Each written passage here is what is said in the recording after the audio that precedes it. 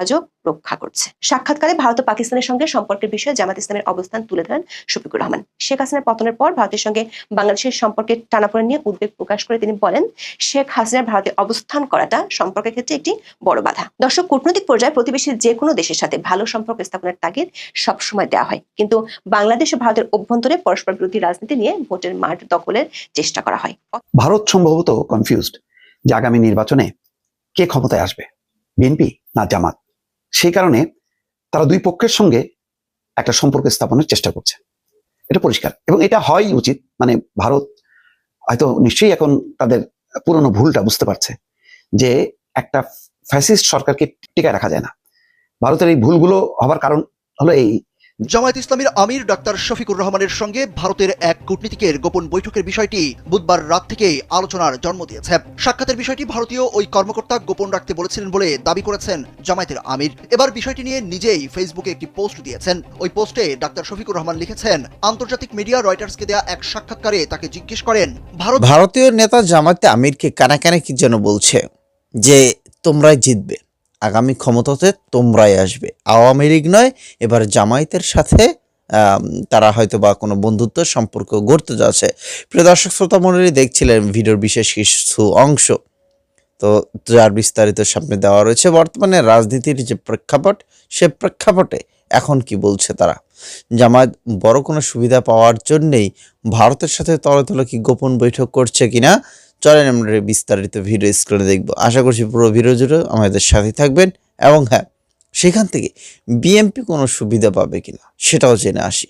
বাংলাদেশের প্রথম নারী প্রধানমন্ত্রী এবং বিএনপির চেয়ারপারসন খালেদা জিয়ার শেষ যাত্রায় অংশ নিতে এসেছিলেন ভারত ও পাকিস্তান সহ অনেক দেশের শীর্ষ পর্যায়ের প্রতিনিধিরা। বিশ্লেষকরা মনে করেন, ভারতের পররাষ্ট্রমন্ত্রী এস জয়শঙ্করের আকস্মিক আগমন এবং পাকিস্তানের জাতীয় পরিষদের স্পিকার সর্দার আয়াজ সাদিকের উপস্থিতি, এই দুই চিরপ্রতিদ্বন্দ্বী দেশের উচ্চ পর্যায়ের প্রতিনিধিদের একই মঞ্চে অবস্থান করাটা নিছক সৌজন্য নয়, বরং বাংলাদেশের আসন্ন 2026 সালের নির্বাচনকে কেন্দ্র করে একটি গভীর ভূ রাজনৈতিক বার্তার ইঙ্গিত দেয়। বিশেষ করে অধ্যাপক ইউনূসের 16 মাসের শাসনামলে ভারতের সাথে সম্পর্কটা যতটা তলনেতে পৌঁছেছে, সেখানে ভারতীয় পররাষ্ট্রমন্ত্রী এস জয়শঙ্কর ঢাকায় এসে ভারতের প্রধানমন্ত্রী নরেন্দ্র মোদীর চিঠি তারেক রহমানের হাতে তুলে দেয়াটা একটা বিশেষ বার্তা দেয়। সবশেষ ইনকিলাব মঞ্চের আহ্বায়ক ওসমান হাদির মৃত্যুকে কেন্দ্র করে বাংলাদেশে ভারত বিরোধী প্রচার ব্যাপকভাবে দানা বাঁধে। দিল্লি না ঢাকা, ঢাকা ঢাকা এমন স্লোগানের সাথে আড়ালে আবডালে অনেক রাজনৈতিক দলকেও সুর মেলাতে দেখা গেছে।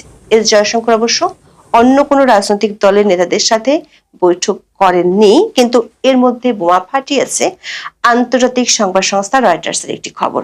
ব্রিটিশ বার্তা সংস্থা রয়টার্সকে দেওয়া সাক্ষাৎকারে জামাত ইসলামের আমির ডক্টর শফিকুর রহমান ভারতীয় কূটনীতিকের সঙ্গে বৈঠক করার কথা জানিয়েছেন। তিনি দাবি করেছেন, ভারতের কূটনীতিক তাকে বৈঠকটি গোপন রাখতে বলেছেন, এজন্য এটি গোপন রাখা হয়েছে। এমন খবর প্রকাশিত হওয়ার পর সামাজিক মাধ্যমে আলোচনার ঝড় উঠেছে।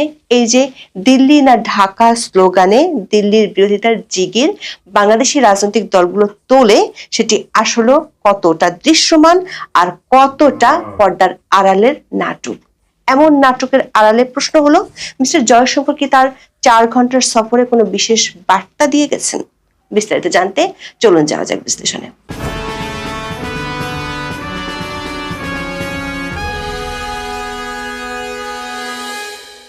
2025 সালের 30 ডিসেম্বর বাংলাদেশের রাজনৈতিক ইতিহাসে কেবল একটি তারিখ হিসেবে নয়, বরং একটি দীর্ঘ এবং বর্ণিল অধ্যায় চূড়ান্ত সমাপ্তি হিসেবে চিহ্নিত হয়ে থাকবে।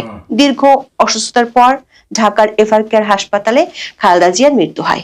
31 ডিসেম্বর সংসদ ভবনের দক্ষিণ প্লাজা অনুষ্ঠিত জানাজা ও রাষ্ট্রীয় মর্যাদায় সাবেক রাষ্ট্রপতি জিয়াউর রহমানের পাশে দাফন করা হয় বেগম খালেদা জিয়াকে। মানিক মিয়া এভিনিউতে যখন লক্ষ লক্ষ মানুষ সমবেত হয়েছিলেন, তখন মঞ্চের পেছনের সারিতে চলছিল এক অন্যরকম কূটনীতি। বাংলা ট্রিবিউনের খবরে বলা হয়েছে, সাবেক প্রধানমন্ত্রী খালেদা জিয়াকে শেষ শ্রদ্ধা জানাতে জাতীয় সংসদ ভবনে একত্রিত হয়েছিলেন প্রায় 33টি দেশের প্রতিনিধি। এর মধ্যে ভারতের পররাষ্ট্রমন্ত্রী এস জয়শঙ্কর এসেছেন ভারত থেকে। এছাড়া পাকিস্তানের পররাষ্ট্রমন্ত্রী ইসাক দারের আসার কথা থাকলেও এসেছেন পাকিস্তানের জাতীয় পরিষদের স্পিকার সর্দার আয়াজ সাদিক। দক্ষিণ এশিয়ার দুই বৈরী প্রতিবেশীর মধ্যে মুখ দেখাদেখি বন্ধ থাকলেও দুই দেশের উচ্চ পর্যায়ের প্রতিনিধিরা আজ বাংলাদেশের করমর্দন ও কুশল বিনিময় করেছেন। এ সময় ভারতের পররাষ্ট্রমন্ত্রী এবং পাকিস্তানের স্পিকারের মধ্যে কি কথা হয়েছে তা নিয়ে কৌতূহল সৃষ্টি হয়। বুধবার পাকিস্তানের জাতীয় সংসদের এক্স হ্যান্ডেলে করা এক পোস্টে বিষয়টি খোলাসা করা হয়েছে। পোস্টে বলা হয়, পাকিস্তানের স্পিকার আয়াজ সাদিককে দেখে এগিয়ে গিয়ে করমর্দন করেন ভারতের পররাষ্ট্রমন্ত্রী জয়শঙ্কর। এ সময় নিজ পরিচয় দিয়ে আয়াজ সাদিককে বলেন, আমি আপনাকে চিনতে পেরেছি। পাকিস্তানের জাতীয় সংসদের সেই পোস্টে আরো বলা হয়, 2025 সালের মে মাসে পাকিস্তান ভারত সংঘর্ষের পর এই আলাপচারিতায় ভারতের পক্ষ থেকে প্রথম উল্লেখযোগ্য উচ্চ স্তরের যোগাযোগের সূচনা। কূটনৈতিক সূত্রগুলো বলছে, ভারতের পররাষ্ট্রমন্ত্রী ডক্টর এস জয়শঙ্করের ঢাকা সফর ছিল অনেকটা ঝটিকা অভিযানের মতো। মাত্র 4 ঘন্টার সফরে তিনি কেবল শোক প্রকাশ করতেই আসেননি, বরং তিনি বহন করে এনেছিলেন প্রধানমন্ত্রী নরেন্দ্র মোদীর একটি ব্যক্তিগত চিঠি, যা তিনি সরাসরি তুলে দেন বিএনপির ভারপ্রাপ্ত চেয়ারম্যান তারেক রহমানের হাতে। এটি ছিল গত 18 বছরের মধ্যে কোনো ভারতীয় মন্ত্রীর সাথে তারেক রহমানের প্রথম আনুষ্ঠানিক সাক্ষাৎ। নরেন্দ্র মোদীর চিঠিতে বিএনপির ভারপ্রাপ্ত চেয়ারম্যানকে প্রিয় তারেক রহমান সাহেব সম্বোধন করে লিখেছেন, আপনার মা বাংলাদেশের সাবেক প্রধানমন্ত্রী ও বাংলাদেশ জাতীয়তাবাদী দলের চেয়ারপারসন মহামান্য বেগম খালেদা জিয়ার প্রাণের খবরে আমি গভীরভাবে শোকাহত।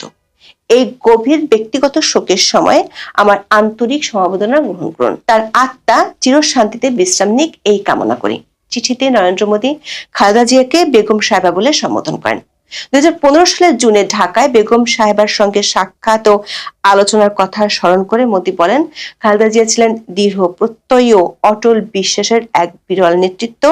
বাংলাদেশের প্রথম নারী প্রধানমন্ত্রী হওয়ার গৌরব অর্জন করেছিলেন। বাংলাদেশের উন্নয়নে যেমন তিনি গুরুত্বপূর্ণ অবদান রেখেছেন, তেমনি ভারত বাংলাদেশ সম্পর্ক জোরদার করতেও তার ভূমিকা ছিল উল্লেখযোগ্য। ভারতের প্রধানমন্ত্রী নরেন্দ্র মোদী জানিয়েছেন, নতুন সূচনার প্রত্যাশা। লিখেছেন, খালেদা জিয়ার প্রস্থান অপূরণীয় শূন্যতা সৃষ্টি করলেও তার দৃষ্টিভঙ্গি ও উত্তরাধিকার টিকে থাকবে। বিশেষজ্ঞরা মনে করেন, জয়শঙ্করের এই সফর বাংলাদেশ ও ভারতের মধ্যকার সম্পর্কের ক্ষেত্রে অনেক কিছুর ইঙ্গিত দেয়। ভারতের পররাষ্ট্রনীতির একটি দিক হলো নেইবারহুড ফার্স্ট বা প্রতিবেশী প্রথম নীতি, কিন্তু 2015 সাল থেকে বাংলাদেশের সাথে যে সম্পর্কের স্বর্ণযুগের দাবি ভারত করে আসছিল, তা 2025 সালের শেষ দিকে এসে এক গভীর খাদের কিনারায় দাঁড়িয়েছে। খালেদা জিয়ার মৃত্যু সেই সংকটে এক নতুন মাত্রা যোগ করেছে বলে মনে করেন বিশ্লেষকরা। শেখ হাসিনাকে দিল্লিতে আশ্রয় দেওয়া এবং বাংলাদেশের সংখ্যালঘু নির্যাতনের অভিযোগে ভারতের সোচ্চার অবস্থান ঢাকার নতুন প্রশ্নের সাথে দিল্লির দূরত্ব বাড়িয়ে দিয়েছে। বিশেষ করে বেগম জিয়ার মৃত্যুর আগে শরীফ ওসমান হাদির হত্যাকাণ্ড বাংলাদেশকে এক ভয়াবহ সহিংসতার দিকে ঠেলে দিয়েছিল। ইনকলাব মঞ্চের এই মুখপাত্রের মৃত্যুতে যে ভারত বিরোধী বিক্ষোভ হয়েছে, তাতে প্রথম আলো এবং ডেইলি স্টার অফিস আক্রান্ত হয়েছে। এই অগ্নিগর্ভ পরিস্থিতিতে খালেদা জিয়ার মৃত্যু এবং জানাজায় বিদেশি নেতাদের আগমন যেন এক প্রকার সেফটি ভালভ হিসেবে কাজ করেছে। কিন্তু একটা উল্লেখযোগ্য ব্যাপার হলো, এস জয়শঙ্কর বাংলাদেশে আসলেও বাংলাদেশের অন্তর্বর্তী সরকার প্রধান অধ্যাপক ইউনূসের সাথে কোনো বৈঠক করেননি। প্রশ্ন হলো, জয়শঙ্কর কেন সৌজন্য সাক্ষাৎ করেননি? অথচ খালেদা জিয়ার শেষকৃত্যে যোগ দেয়া পাকিস্তানের স্পিকার সরদার আয়াজ সাদিক এবং নেপালের পররাষ্ট্রমন্ত্রী বালানন্দ শর্মা অধ্যাপক ইউনূসের সাথে সৌজন্য সাক্ষাৎ এবং দ্বিপাক্ষিক বৈঠক করেছেন। কূটনৈতিক সূত্রগুলো বলছে, সাম্প্রতিক সময় দুই দেশের সম্পর্ক এমন একটা পর্যায়ে গেছে যার কারণে ভারত কোনো আনুষ্ঠানিক বৈঠক করতে চায়নি। যদিও খালেদা জিয়ার জানাজার আগে সংসদ ভবনে বাংলাদেশের ভারত সম্ভবত কনফিউজড যে আগামী নির্বাচনে কে ক্ষমতায় আসবে, বিএনপি না জামাত। সেই কারণে তারা দুই পক্ষের সঙ্গে একটা সম্পর্ক স্থাপনের চেষ্টা করছে, এটা পরিষ্কার এবং এটা হয়ই উচিত। মানে ভারত হয়তো নিশ্চয়ই এখন তাদের পুরনো ভুলটা বুঝতে পারছে যে একটা ফ্যাসিস্ট সরকারকে টিকায় রাখা যায় না। ভারতের এই ভুলগুলো হবার কারণ হলো এই যে বিজেপি নিজেই তার দেশে একটা ফ্যাসিজম প্রতিষ্ঠা করছে।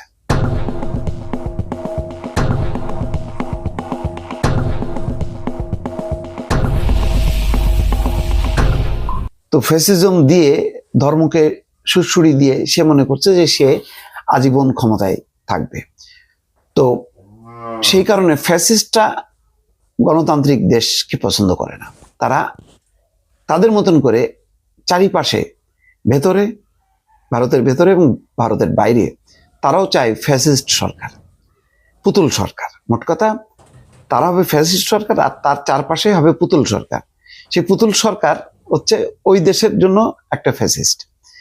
তো ভারতের চিন্তা এরকম, আমি যে যা মনোবৃত্তিটা, সেটা হচ্ছে যে তার চারপাশে যত রাষ্ট্র হবে সবই হবে ভারতের অনুগত, ভৃত্যের মতন, দাসের মতন। ভারত একটা হবে, বাংলাদেশ একটা হবে তেমন ভৃত্য, নেপাল হবে তেমন একটা ভৃত্য, ভুটান হবে একটা ভৃত্য, এইভাবে শ্রীলঙ্কা, সব তার চারপাশ থাকবে সব। তো সেই সব দেশে গণতন্ত্রের দরকার নেই। গণতন্ত্র থাকলে বিপদ হলো এই যে কখনো ভারত বিরোধী কোনো শক্তি চলে আসবে, তখন ভারতের বিপদ। সুতরাং ওইসব দেশে ফ্যাসিস্ট সরকার থাকুক, এটি হচ্ছে ভারতের বর্তমান শাসকদের একটা নীতি। সেই নীতির একটা মানে ভুল প্রমাণ হয়েছে, জনগণ বাংলাদেশে উল্টাই দিচ্ছে। উল্টাই দেওয়ার পরে বেশ কিছুদিন তারা ধাক্কা খাইছে, বললো হাই হাই, এই কি হলো, এই কি হলো। তারা বিশ্বব্যাপী প্রচার করা শুরু করলো এটা আসলে গণতান্ত্রিক পরিবর্তন না, এটা হলো মৌলবাদী, উগ্রবাদী। মানে এবং ভারতের মানে হিন্দু সম্প্রদায়কে তারা উস্কানি দিল যে ভারতে, বাংলাদেশে হিন্দু নিধন শুরু হয়েছে, সমস্ত মন্দির সব ভাঙচুর করা হচ্ছে, উচ্ছেদ করা হচ্ছে এবং হিন্দু নিপীড়ন শুরু করছে। তো এটা তো আসলে শেষ পর্যন্ত ধোপের টেকে না, কারণ আন্তর্জাতিক মহলের দৃষ্টি, আন্তর্জাতিক অন্যান্য দেশ, সংস্থা, তারা কেউ বলেনি যে বাংলাদেশে এমন কিছু হচ্ছে। তো ফলে এখানেও একটা ধাক্কা খাইলো। ধাক্কা খেয়ে এখন তারা চিন্তা করছে যে ওকে, আমরা এটা বাদ দিই, আমরা আর মানে হাসিনা তো গেছে, আর কবে আসবে ঠিক নেই। এখন আমরা দেখি যারা ক্ষমতায় আসবে তাদেরকে পকেটস্থ করা যায় কিনা, সেই লক্ষ্য নিয়ে হয়তো তারা কূটনৈতিক যোগাযোগ বাড়াইছে। আজকে জয়শঙ্করের আসার পেছনে এটা শুধুমাত্র যে বেগম খালেদা জিয়ার প্রতি শ্রদ্ধা নিবেদন করতে আসছে তা না, এটা মূল লক্ষ্যটাই হচ্ছে তাদের দৃষ্টিকোণ থেকে তারা সম্পর্ক পুনরুজ্জীবিত করতে চায়, তারা সংযোগটা স্থাপন করতে চায়, যে সংযোগটা 5ই আগস্টের গণঅভ্যুত্থানের মধ্য দিয়ে বিচ্ছিন্ন হয়ে গিয়েছিল, সেই সংযোগটা তারা স্থাপন করতে চায়। সেই স্থাপন করার লক্ষ্য নিয়েই তারা এখন অস্বাভাবিক কাজকর্ম করছে। তারা একসঙ্গে বিএনপির সঙ্গে, একসঙ্গে জামাতের সঙ্গে, দুই পক্ষের সঙ্গেই যোগাযোগ করছে। এখন যেহেতু ভোটের রাজনীতিতে মানে ভারত বিরোধিতা না করলে নয়, সুতরাং জামাত এখানে তার কর্মীদের বলছে যে দিল্লি না ঢাকা, ঢাকা ঢাকা স্লোগান দিয়ে ভারত বিরোধী একটা জোশ তৈরি করো। জামায়াতে যদি বিএনপির সাথে একসাথে হয়ে ভারতীয় বিরোধী আন্দোলন করে এখন সেই জামায়াত ভারতের সাথে বন্ধুত্ব করতে পারে, তাহলে তো এটা ব্যাপক পরিমাণে ধোঁকা হয়ে যাবে জনগণের সাথে, এবং সেই সাথে জামায়াত হয়তো অনেকটাই পিছিয়ে পড়বে, বিএনপি অনেক সুবিধা পাবে। কিভাবে? কারণ সকলেই মনে করবে বিএনপি সবসময় ভারত বিরোধী ছিল এবং এখনও তারা আছে, আর জামায়াত গোপনে তারা বৈঠক করছে।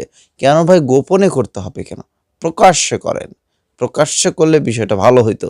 তো যাই হোক, হয়তো বা জামায়াতের মারা তারা জামায়াত নিজে ইচ্ছাকৃতভাবেই খাচ্ছে, এবং এই বিষয় নিয়ে জামায়াতে আমি তিনি কি বলবেন হয়তো বা সেটা আমরা রাতের মধ্যে রেজাল্ট দিতে পারবো আপনাদের।